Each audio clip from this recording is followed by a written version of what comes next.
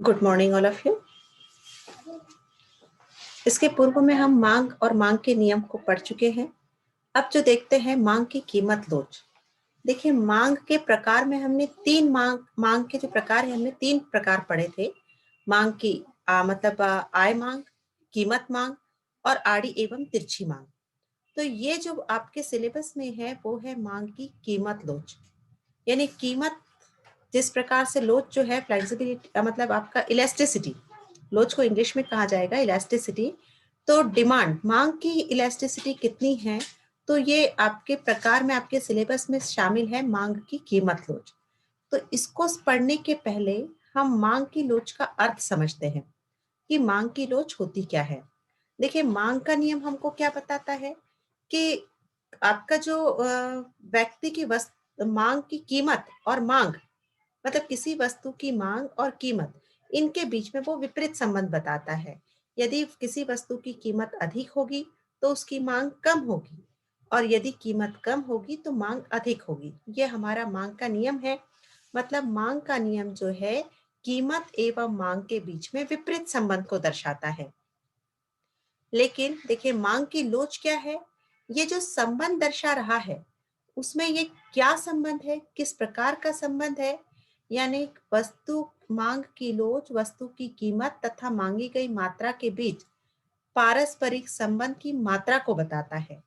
उनके बीच में जो संबंध है वो किस अनुपात में है, किस आधार पे है, कितना परिवर्तन हुआ है, इन संबंध को लोच में दर्शाया जाता है। मांग की लोच वह दर है जो कीमत में परिवर्तन के साथ वस्तु की जाने वाली मात्रा में परिवर्तन को बताता है। तो इस प्रकार से ये हमारा यहाँ पे मांग की लोच हुआ, यानी उसके परिवर्तन को बता रहा है। यहाँ पे श्रीमती जॉन रॉबिन्सन के अनुसार एक परिभाषा दी गई है इसकी। मांग की लोच कीमत में थोड़े से परिवर्तन के फलस्वरूप खरीदी गई मात्रा के अनुपातिक परिवर्तन को मूल्य के अनुपातिक परिवर्तन से भाग देने पर प्राप्त होगा। यानी उसकी कीमत लोच का सूत्र क्या होता है कि इनका जो अनुपात है, यानी इसके अनुपात में मांग की लोच कीमत में परिवर्तन और मांगी गई मात्रा में परिवर्तन, उसके अनुपात को दर्शाता है। अब मांग की लोच के प्रकार, जैसे मांग के प्रकार है ठीक उसी प्रकार इसके लोच के प्रकार है। तो मांग की कीमत लोच, मांग की आय लोच और मांग की आड़ी लोच। मांग के प्रकार में भी आप लोगों ने पढ़ा है कीमत मांग, आय मांग और आड़ी एवं तिरछी मांग। तो जैसे मांग की कीमत लोच में क्या होता है, मांग की कीमत लोच वस्तु की कीमत में परिवर्तन के कारण उस वस्तु की मांगी गई मात्रा में होने वाले परिवर्तन की डिग्री को बताती है। मतलब देखिए, कीमत लोच है तो कीमत में परिवर्तन, यानी किसी वस्तु की कीमत में यदि परिवर्तन हो रहा है तो उसके अनुपात में मांग में क्या उतार चढ़ाव होगा, किस अनुपात में उसका संबंध बनेगा, उसको वह बताता है मांग की कीमत लोच के अंतर्गत। ठीक उसी प्रकार मांग की आय लोच, मांग की आय लोच क्या है, जब उपभोक्ता जो है जो वस्तु की मांग कर रहा है उनके आय में परिवर्तन हो रहा है। अब कीमत में परिवर्तन नहीं हो रहा है, उनकी आय में उपभोक्ता की आय बढ़ रही है तो मांग बढ़ेगी, उपभोक्ता की आय कम हो रही है तो मांग कम होगी। तो इनके जो परिवर्तन हो रहा है तो परिवर्तन से मांग पर और कीमतों के अनुरूप क्या असर पड़ रहा है, उनका क्या प्रभाव होगा। यानी उनके देखिए, ये तो हम लोग समझ सकते हैं कि यदि किसी उपभोक्ता की आय बढ़ेगी तो मांग बढ़ेगी, लेकिन वो किस अनुपात में बढ़ रही है, किस अनुपात में कम हो रही है, तो आय लोच के अंतर्गत उपभोक्ता की आय पर डिपेंड करता है।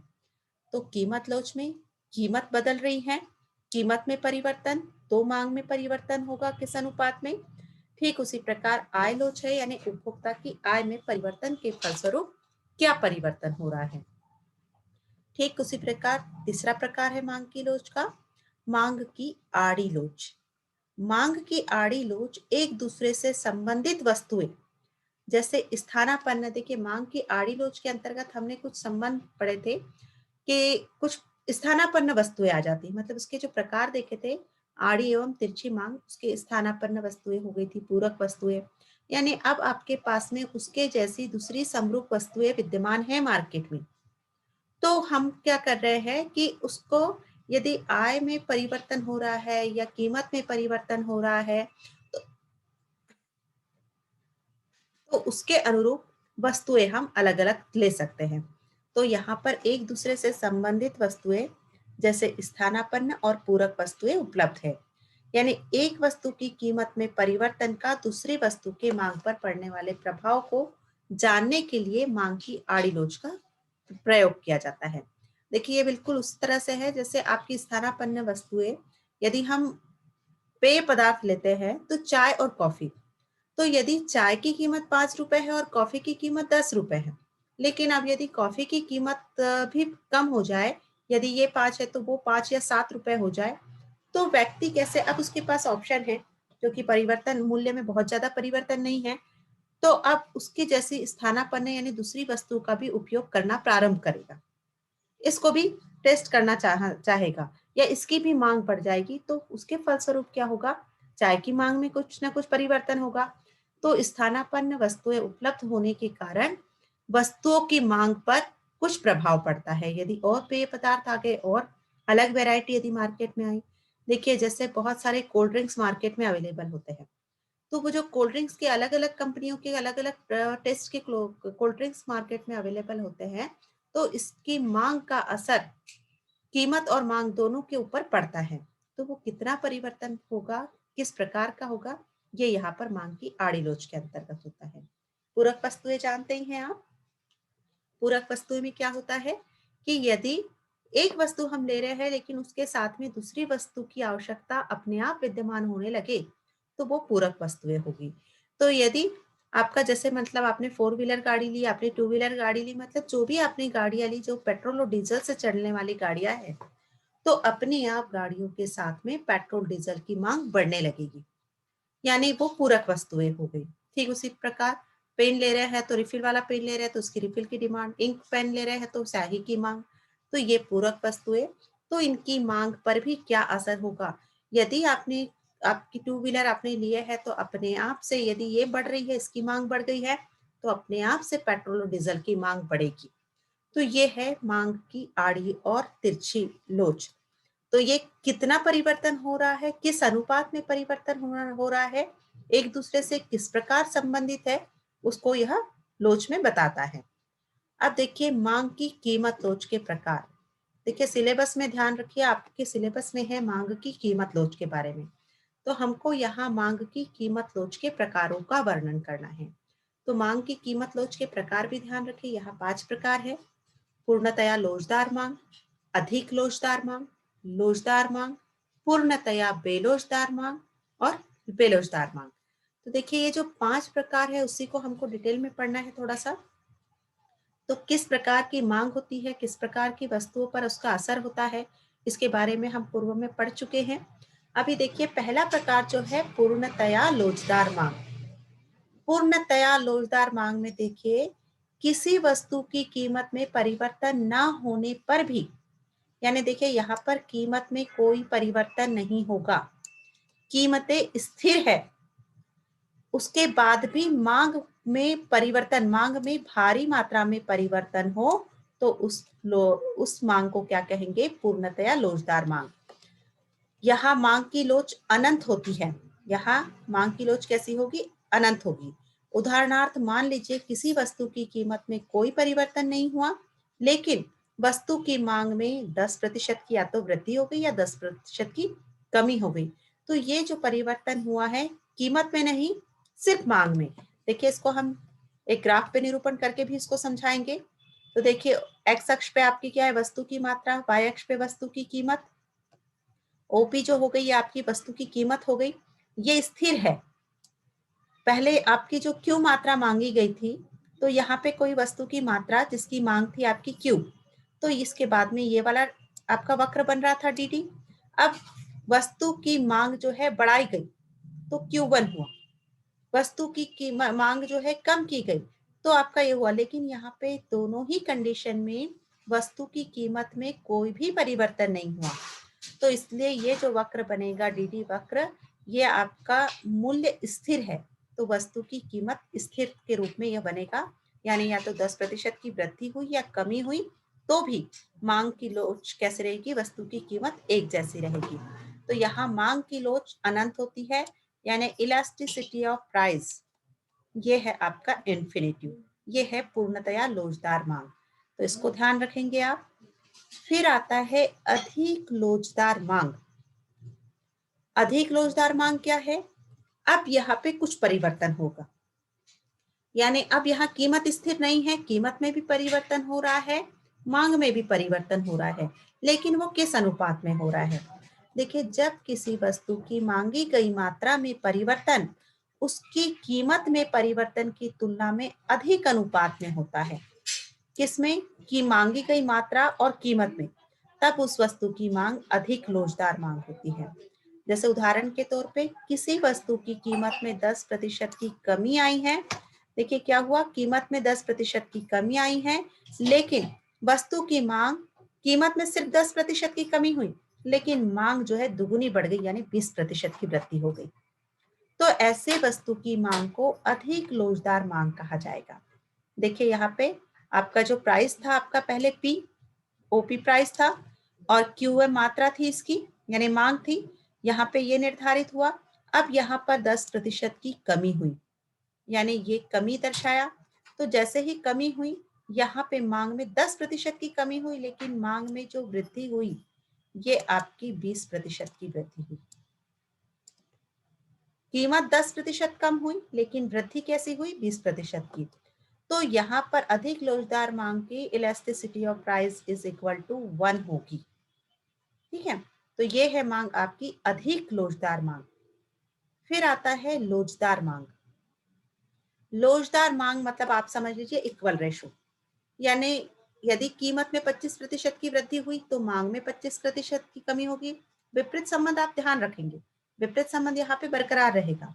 और यदि कीमत में 25% की कमी होगी तो मांग में 25% की वृद्धि होगी। तो देखिए यहाँ पे लिखा हुआ है, जब किसी की वस्तु की मांग में परिवर्तन ठीक उसी अनुपात में होता है जिस अनुपात में वस्तु की लागत में परिवर्तन होता है, तब ऐसी वस्तु की मांग लोचदार मांग कहलाती है। यानी उदाहरण के तौर पे कीमत में 25% की वृद्धि हुई है यहाँ पर, तो मांग में 25% की कमी हो गई है। इसका रेशो क्या है? 25-25, यानी इक्वल है। तो इसलिए यहाँ पर आरामदायक, यहाँ यह जो मांग है ये लोचदार मांग कहलाएगी। इसकी भी elasticity P is equal to निकलेगी 1। ये प्रायः आरामदायक वस्तुओं की मांग होती है। किन वस्तुओं पर ये वाली लोचदार स्थिति बनती है? यानी आरामदायक वस्तु की मांग हमेशा लोचदार होती है।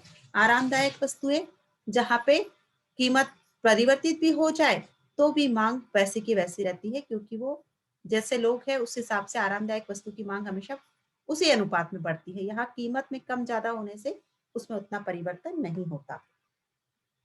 फिर आता है बेलोचदार मांग। बेलोचदार मांग यानी, अब ध्यान दीजिएगा यहाँ पर, जब किसी वस्तु की मांग में अनुपातिक परिवर्तन उसकी कीमत में होने वाले अनुपातिक परिवर्तन से कम होता है। यानी वस्तु की कीमत है 25% की वृद्धि हो गई, यानी कीमत में कितने प्रतिशत की वृद्धि हो गई है? 25% की। लेकिन जो मांग है, यहाँ पे डायग्राम में 25% लिखा है, वो रॉन्ग है, यहाँ 5% होगा। तो इसको आप समझ सकते हैं।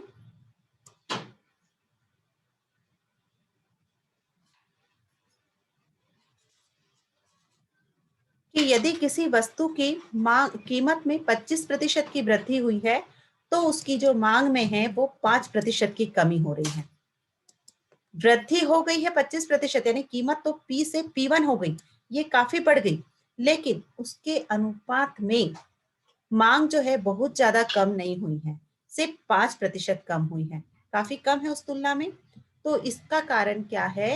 ये प्रायः अनिवार्य वस्तुओं की मांग होती है। बेलोचदार मांग जो होती है सामान्यतः अनिवार्य आवश्यकताओं की वस्तुओं की मांग होती है।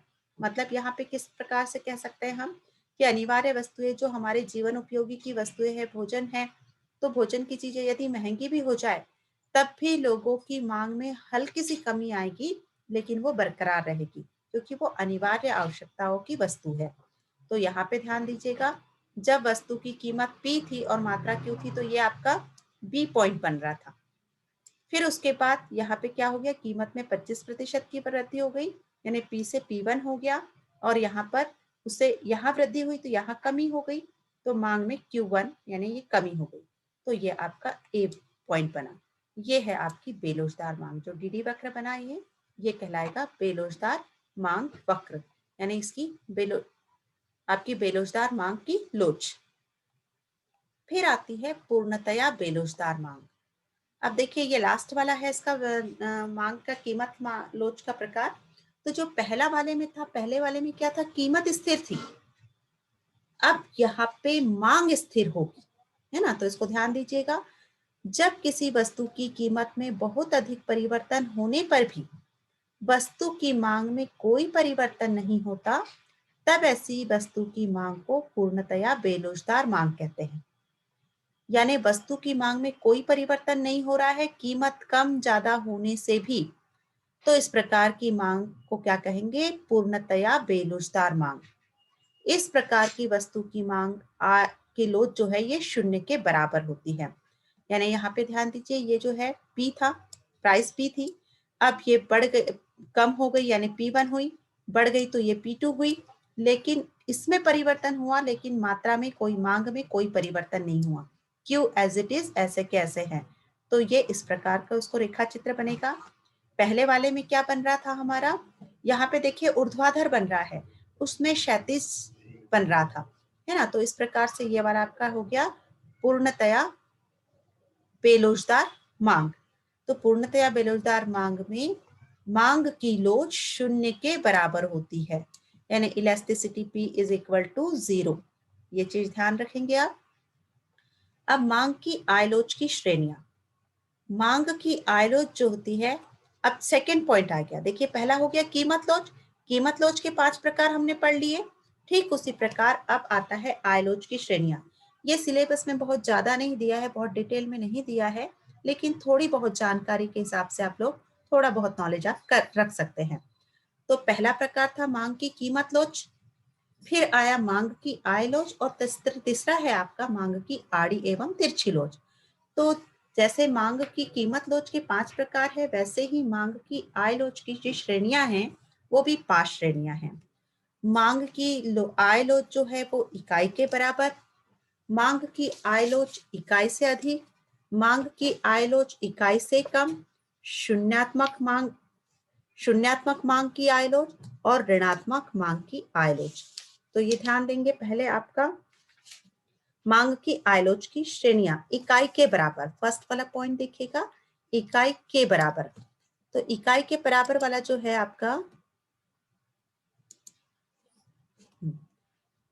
आयलोच इकाई के बराबर, इकाई के बराबर का मतलब है जब मांग में होने वाला परिवर्तन उपभोक्ता में आय में होने वाले परिवर्तन दोनों एक दूसरे के बराबर हो, तो वह क्या कहलाएगा, आपकी इकाई के बराबर। यानी देखिए कीमत में परिवर्तन वस्तु की मांग में अनुपातिक परिवर्तन बटे कीमत में, जो उसका फॉर्मूला बनता है कि आपका कीमत में और मांग में परिवर्तन, यानी मांग ऊपर है आपका, मांग में अनुपातिक परिवर्तन बटे में आ जाएगा आपका कीमत में अनुपातिक परिवर्तन। यहाँ कीमत, तो जब दोनों की मात्राएं लगभग बराबर होगी तो उसका भाग देने पर क्या होगा, वो कट जाएगा, यानी इसका क्या हो जाएगा, उत्तर आ जाएगा 1, इसलिए इकाई के बराबर। यानी उपभोक्ता की आय में परिवर्तन और मांग में होने वाला परिवर्तन ये एक जैसा है, तब इसकी इकाई लोच आय लोच क्या हो जाएगी, 1 के बराबर हो जाएगी। देखिए आय लोच में उपभोक्ता की आय से संबंधित है परिवर्तन, फिर है मांग की आय लोच इकाई से अधिक। तो देखिए अब इकाई से अधिक बोल रहे तो ऊपर मांग है, मांगी की जाने वाली, और नीचे कीमत है। यानी यहाँ पर ध्यान दीजिएगा, जब उपभोक्ता की आय में होने वाले परिवर्तन वस्तु की मांग में होने वाले परिवर्तन से अधिक है, आय अधिक आ गई, तो यहाँ पर क्या हो जाएगा, यानी मांग बढ़ जाएगी, कीमत जो भी है, तो यहाँ पर ये आय के कारण मांग बढ़ गई, तो उसके कारण जब हम भाग देंगे तो 1 पॉइंट समथिंग कुछ, मतलब 1 से अधिक होगा, इसलिए इसको मांग की आय लोच इकाई से अधिक कहा गया। फिर थर्ड वाला देखिए, मांग की आय लोच इकाई से कम, ठीक इसके विपरीत कार्य करेगा। यानी जब उपभोक्ता की आय में होने वाला परिवर्तन उसकी मांग में होने वाले परिवर्तन से कम होता है, यानी आय में परिवर्तन मांग की तुलना में कम हो रहा है, तो यह आय लोच जो है इकाई से कम होगा। फिर देखिए फोर्थ वाला, शून्यात्मक मांग की आय लोच। तो शून्यात्मक, जब उपभोक्ता की आय में परिवर्तन का उपभोक्ता की मांग पर कोई प्रभाव नहीं पड़ता, तो ऐसे लोच को, यानी इस लोच को, मांग की आय लोच को शून्य कहा जाता है। फिर ऋणात्मक मांग की आय लोच, इसको ध्यान दीजिए, जब उपभोक्ता की आय में वृद्धि होने पर भी वस्तु की मांग पहले की तुलना में और कम हो जाती है, तब मांग की आय लोच ऋणात्मक होती है। और ये किसमें होता है? ज्यादातर गिफिन वस्तुएं, मतलब यहाँ पर उपभोक्ता के आय में वृद्धि भी है, लेकिन वस्तु की मांग जो है वो पहले की तुलना में कम हो जाती है, तो ऐसी वस्तुएं निम्न कोटि की वस्तुएं भी कह सकते हैं। जैसे गिफिन वस्तुओं की आय की लोच ऋणात्मक होती है, तो ये हो गई आपकी ऋणात्मक मांग की आय लोच। तो इस प्रकार आय की लोच की श्रेणियां हो गई। फिर आय की मांग की लोच की माप। मांग की लोच कितने प्रकार से नापी जा सकती हैं? तो ये आपको कुल व्यय विधि, दूसरा है आपका प्रतिशत अथवा अनुपातिक विधि। इसमें प्रतिशत अथवा अनुपातिक विधि में सूत्र ध्यान दीजिएगा, मांग में अनुपातिक या प्रतिशत परिवर्तन बटे कीमत में अनुपातिक या प्रतिशत परिवर्तन। और ये प्रतिशत परिवर्तन कैसे निकलेगा? मांग में परिवर्तन बटे प्रारंभिक मांग गुणा 100, क्योंकि ये प्रतिशत परिवर्तन निकल रहा है। ठीक उसी प्रकार कीमत में परिवर्तन बराबरी से प्रारंभिक कीमत गुणा 100, यानी मांग में परिवर्तन और कीमत में परिवर्तन उसके प्रारंभिक मांग और प्रारंभिक कीमत के आधार पर निकलेगा, और ये प्रतिशत परिवर्तन का अनुपात मांग की कीमत लोच होगा। फिर बिंदु अथवा रेखा गणितीय विधि। देखिए कुल व्यय विधि जो होता है, कुल व्यय विधि के अंतर्गत जितना व्यय किया जा रहा है उसके आधार पर इसको निकाला जाता है ना। ज्यादा डिटेल में आपको समझने की जरूरत नहीं है, क्योंकि आपके सिलेबस में उतना ज्यादा है नहीं, दिया नहीं है आपके इसमें, तो इसलिए बस इसकी विधियों का ध्यान रखिए कि ये 3 प्रकार की विधियां हैं, कुल व्यय विधि, प्रतिशत अथवा अनुपातिक विधि, बिंदु अथवा रेखा गणितीय विधि। बिंदु अथवा रेखा गणितीय विधि में आपको ग्राफ पर निरूपण करके उसका डायग्राम के आधार पर निष्कर्ष निकालना होगा, तो वो होगा आपका बिंदु अथवा रेखा गणितीय विधि के आधार पे। और कीमत, देखिए मांग की कीमत लोच का सूत्र क्या होता है? मांग में परिवर्तन, ये जो है आपका मांग की कीमत लोच मतलब कीमत में परिवर्तन बटे मांग में परिवर्तन, इन दोनों के जो अनुपात है ये यहाँ पे इसके सूत्र हो गए। देखिए मांग की कीमत लोच का एक सूत्र ये है, एक सूत्र ये है ना। तो इस प्रकार से ये इसको सूत्र के आधार पे ये मेन सूत्र आपका बनता है, मांग की कीमत लोच मांग में अनुपातिक या प्रतिशत परिवर्तन, यानी इसके आधार पे निकला मांग का, फिर कीमत का, तो ये कीमत का निकला, इन दोनों का अनुपात जो है ये मांग की कीमत लोच होगा, यानी मांग में अनुपातिक परिवर्तन बटे कीमत में अनुपातिक परिवर्तन। फिर आता है मांग की कीमत लोच को प्रभावित करने वाले कारक। ये आपका बड़ा क्वेश्चन बनता है और इसके अच्छे से 6 पॉइंट कम से कम आप याद रखिए, क्योंकि ये पूछा जाता है। इसके देखिए प्रकार जो हो गए वो भी पूछे जाते हैं। कीमत लोच को प्रभावित करने वाले कारक, तो वस्तु की प्रकृति। देखिए वस्तु की प्रकृति यानी किस प्रकार की वस्तु है, उसका स्वभाव कैसा है, उसके आधार पर उसकी कीमतें निर्धारित होती है कि कैसी किस टाइप की वस्तु है। तो कीमत लोच यानी जो परिवर्तन हो रहा है मांग और आय के आधार पर, तो कीमतों के आधार पर, तो वस्तु टिकाऊ वस्तुएं हैं या जल्दी खराब होने वाली वस्तुएं हैं, कहाँ की वस्तुएं हैं, किस सीजन के अनुसार उपलब्ध वस्तुएं हैं, तो इस आधार पर वह उसके लोच को प्रभावित कर सकती है। यदि खराब होने वाली वस्तु है तो हमको उसको लंबे समय तक के, यदि उसकी कीमत कम भी हो जाएगी तो भी हम उसको ज्यादा नहीं खरीदना पसंद करेंगे। ठीक उसी प्रकार टिकाऊ वस्तुएं हैं, अच्छी वस्तुएं हैं और कीमत कम हो गई है, हमेशा आगे भी आपको काम आते रहेगी, तो उस वस्तु को हम कीमत कम होने पे खरीद लेंगे। तो इस प्रकार से लोचशीलता जो है उसको प्रभावित कर सकती है। फिर स्थानापन्न वस्तुओं की उपलब्धता। देखिए, स्थानापन्न वस्तुओं की उपलब्धता यानी इसके ऑप्शन में और अन्य वस्तुएं उपलब्ध है, जिसकी स्थानापन्न वस्तुएं उपलब्ध होती है मार्केट में, तो उसके कारण वस्तु की उसके जो मूल्य है उसमें बहुत ज्यादा परिवर्तन होने से भी उसको वह प्रभावित नहीं कर सकती है। क्योंकि कुछ लोग यदि दूसरी वस्तु की उसकी स्थानापन्न वस्तुएं कम हो गई तो इसकी यहाँ पे पहली वस्तु की मांग नहीं बढ़ेगी। तो जिस वस्तुओं की स्थानापन्न वस्तुएं मार्केट में उपलब्ध है तो उसकी कीमतों के कम ज्यादा होने से भी उसकी मांग पर बहुत ज्यादा प्रभाव नहीं पड़ता। फिर विभिन्न उपयोगों वाली वस्तुएं। देखिए, पहला वस्तु की प्रकृति के आधार पे हुआ, स्थानापन्न वस्तुओं की उपलब्धि के आधार पे। विभिन्न उपयोगों वाली वस्तुएं, कुछ वस्तुएं ऐसी होती है जिसका हम मल्टी यूज कर सकते हैं, बहुत प्रकार से हम उसका यूज कर सकते हैं। तो ऐसी वस्तुओं की कीमतें कम होने पर उसकी मांग जो है वो बढ़ जाएगी। इसमें तो यहाँ पर वस्तु की प्रकृति, स्थानापन्न की वस्तु की उपलब्धता, उसकी मल्टी यूज, उसके आधार पर उसका जो परिवर्तन है, अनुपात है, ये कम ज्यादा होते रहेगा। यानी जो हमने प्रकार पढ़े हैं उस आधार पे हम उसको ध्यान दे सकते हैं।